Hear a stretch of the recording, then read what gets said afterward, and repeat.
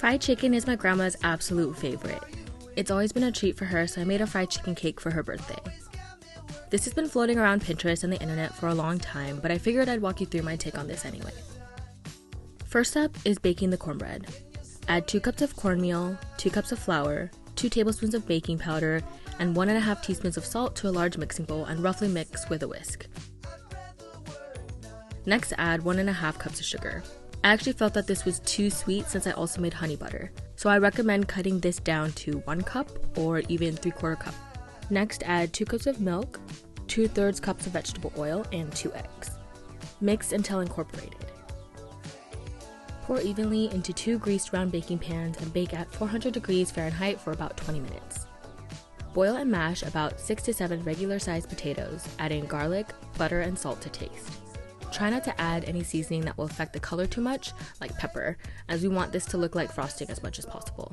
I also added milk to whip the potatoes to get a fluffier texture for piping.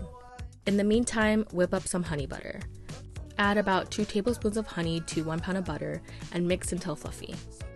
For the toppings, finely chop some chives and garlic and then fry the garlic until crispy. To assemble your cake, level one of your cornbread layers. The other one doesn't need to be leveled since the chicken will be laying on top. Place this leveled first layer onto your serving dish and add a generous layer of honey butter.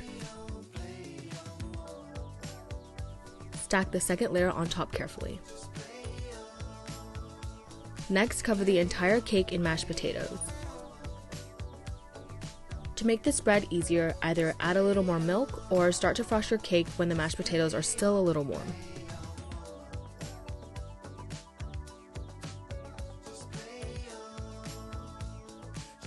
I whip the potatoes to a softer consistency, adding a little more milk before piping the details.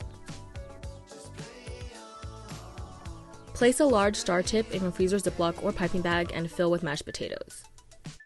Pipe along the bottom rim in a continuous pattern, then pipe around the top of the cake. You can drip gravy around the rim before doing this, but I prefer omitting gravy so the cake keeps better if you have leftovers. And we had our gravy served on the side. Next, carefully place around 3 to 4 pieces of fried chicken on the top, leaning them on one another for support. Sprinkle the chives and fried garlic generously on top. And that's it! This is actually pretty easy to assemble and is perfect for anyone who loves fried chicken or who might not be a huge fan of sweet desserts. I hope this was helpful and thanks so much for watching!